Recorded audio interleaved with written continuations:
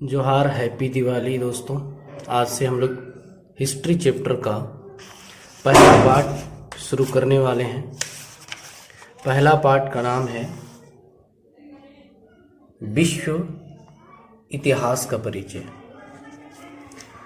चलिए हम लोग चैप्टर स्टार्ट करते हैं।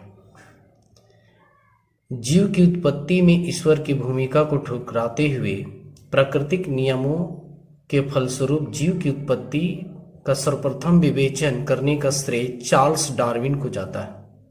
ये जो हैं बच्चों अपनी पुस्तक ओरिजिन ऑफ स्पीशीज में पृथ्वी पर मिलने वाले विभिन्न जीवों की उत्पत्ति को जैव सिद्धांत से बताया है। इनका कहना था कि जीव की जो उत्पत्ति हुई है वो अमोनिया एवं फास्फोरस आदि लवण के घुले गर्म पानी के किसी गड्ढे में प्रकाश, ऊष्मा, विद्युत आदि के प्रभाव से निर्जीव पदार्थों से प्रथम जीव की उत्पत्ति हुई है। ये 1 फरवरी 1871 में इन्होंने अपना जो है जैव विकास सिद्धांत दिया था। उनका किताब का नाम था ओरिजिन ऑफ स्पीशीज।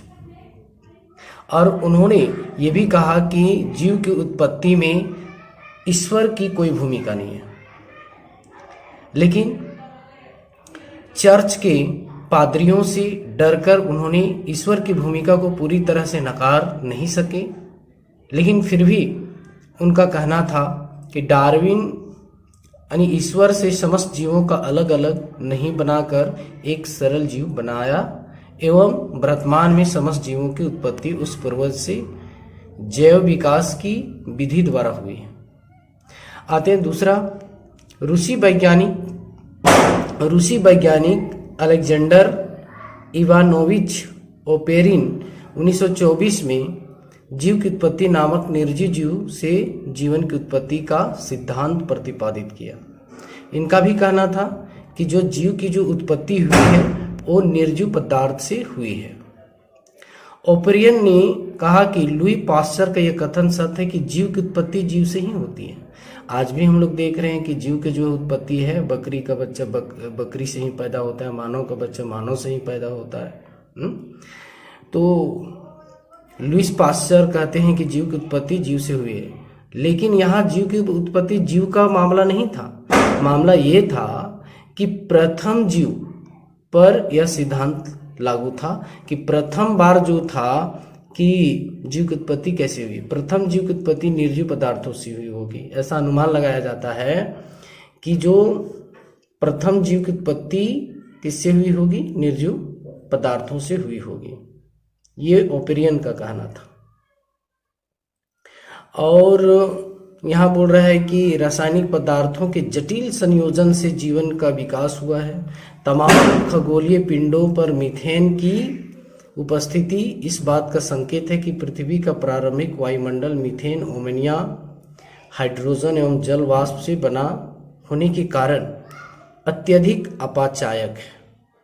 अपाचायक एक शब्द है बच्चों, वे पदार्थ जिनमें ऑक्सीजन होता है तथा इलेक्ट्रॉन त्याग करता है उसे अपाचायक कहा जाता है। क्या कहा जाता है?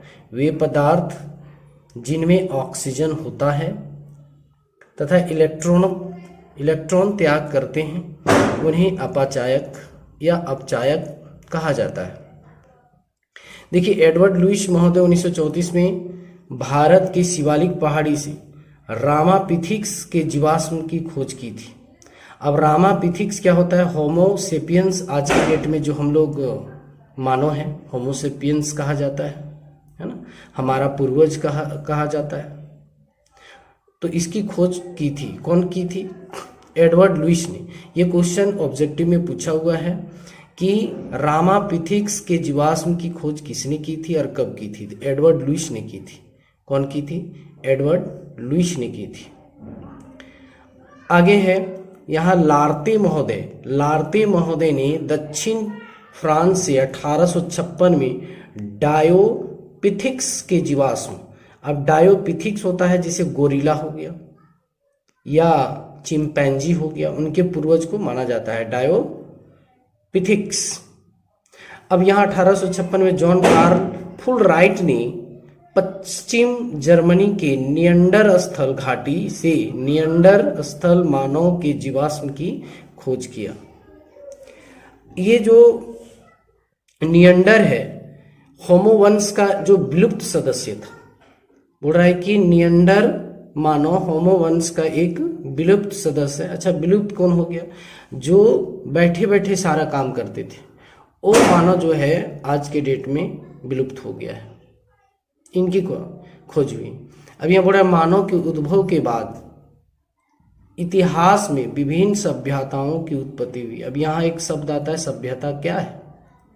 जहाँ प्राचीन में लोग अपनी आजीविका को चलाने के लिए कृषि, पशुपालन और भी आर्थिक क्रिया किया करते थे, उनको सभ्यता कहा जाता है। सभ्यता एक प्रकार का भौतिक परिवर्तन है, और इसके साथ साथ आपको ये भी जानना है कि जहाँ सभ्यता का विकास हुआ है या उत्पत्ति हुई है, वहाँ संस्कृति भी होती है। और संस्कृति क्या है? संस्कृति उसकी नैतिकता, गुण है ना, जो एक गुणात्मक परिवर्तन को बताता है। चलिए आगे आते हैं। सबसे पहले दजला फरात नदियों के बीच मेसोपोटामिया की सभ्यता का विकास हुआ था। अब दजला और फरात, तो दजला नदी को टाइग्रिस के नाम से भी जाना जाता है, और टाइग्रिस नदी के जो किनारे है डायर बाकिर शहर जो है बसा हुआ है।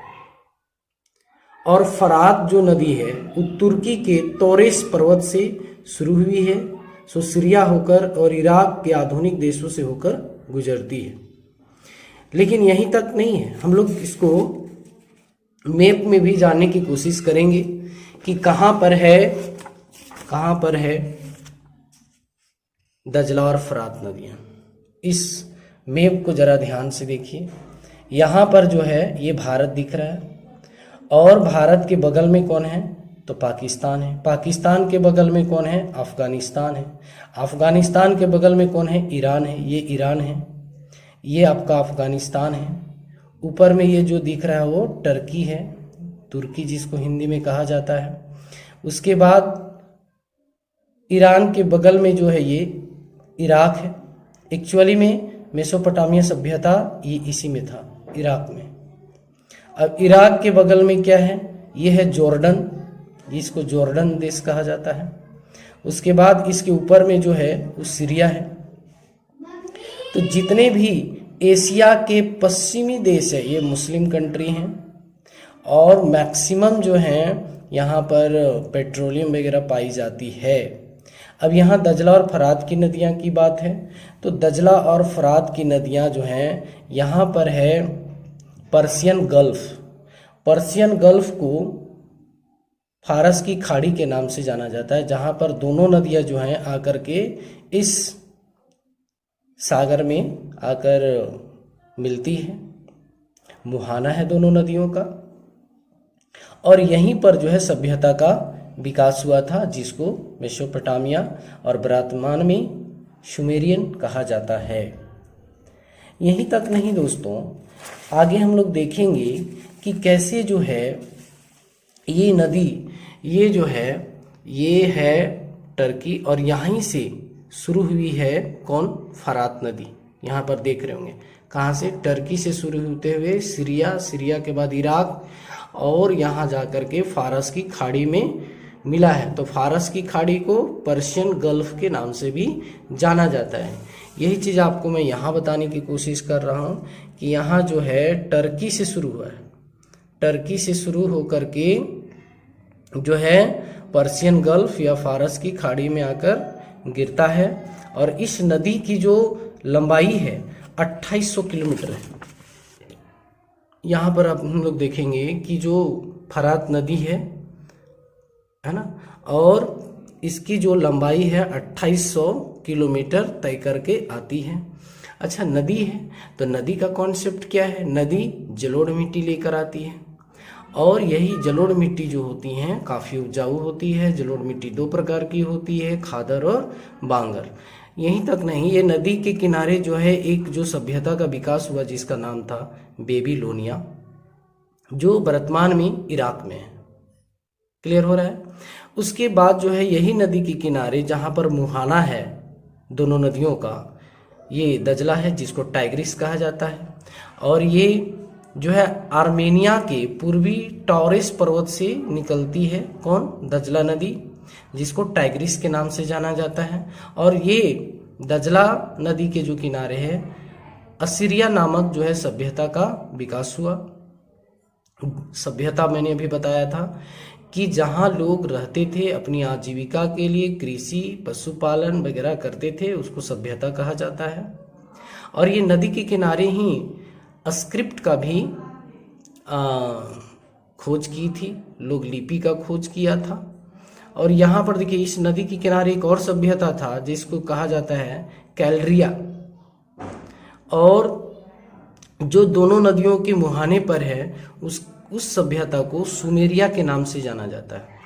तो यहाँ पर हम देखेंगे कि मेसोपोटामिया जो वर्तमान में सुमेरियन कहा जाता है, इनके अंतर्गत जो है 3 सभ्यता का विकास हुआ, सुमेरिया, बेबीलोनिया और असीरिया, जो कि उत्तर में है और बेबीलोनिया जो है बीच में है। अच्छा, ये कॉन्सेप्ट और मैं बता दूं कि 2 नदियों के बीच के क्षेत्र को मेसोपोटामिया के नाम से पहले जाना जाता था, लेकिन आज के डेट में उसको दोआब का क्षेत्र कहते हैं, और दोआब का क्षेत्र काफ़ी उपजाऊ होती है।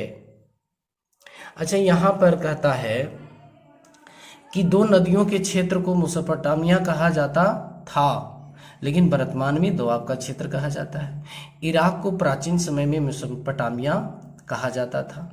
मेसोपोटामिया सभ्यता के अंतर्गत 3 सभ्यता का विकास हुआ, जैसा कि मैंने बताया, सुमेरिया, बेबीलोनिया और असीरिया। लेकिन कहता है कि मेसोपोटामिया में 4 सभ्यता का विकास हुआ। एनसीईआरटी कहता है 4 सभ्यता। पहला कौन? बेबीलोनिया, असीरिया, कैल्ड्रिया और सुमेरिया का। और ये दोनों नदियों के जो मुहाना पर जो विकास हुआ है इसको सुमेरिया और इसी के नाम से मेसोपोटामिया को आज के डेट में सुमेरियन भी कहा जाता है। और ये दोनों नदियां फारस की खाड़ी में आकर गिरता है। अब यहाँ पर क्या है कि ये जो है भारत, पाकिस्तान, अफगानिस्तान, टर्की, फिर ये ईरान, इराक है ना, और ये जो है सऊदी अरब है, ये क्या है ओमान है, यहाँ पर यूएई है, यहाँ यमेन है, यहाँ लाल सागर है दोस्तों, लाल सागर, और ये जो है भूमध्य सागर है। और लाल सागर और भूमध्य सागर को जोड़ा गया तो इसको बोला जाता है स्वेज नहर। स्वेज नहर ये हम लोग नेक्स्ट वीडियो में जानेंगे, लेकिन हम लोग को जानना है कि फारस की खाड़ी और गल्फ कहाँ है, या पर्शियन गल्फ कहाँ है? यहाँ है इराक के पश्चिम साइड, इराक के पश्चिम साइड जो है ये पर्शियन गल्फ है। हम लोग नेक्स्ट वीडियो में जानने की कोशिश करेंगे कि नील नदी की घाटी में मिस्र की सभ्यता का विकास हुआ। अब मिस्र सभ्यता जो है यहाँ पर, मिस्र कहाँ है? तो मिस्र ये है, मिस्र जो है ये वाला मिस्र है, ये मिस्र है, और यहीं से जो है नील नदी का विकास हुआ है, और यहाँ पर जो है एक सभ्यता का विकास हुआ है।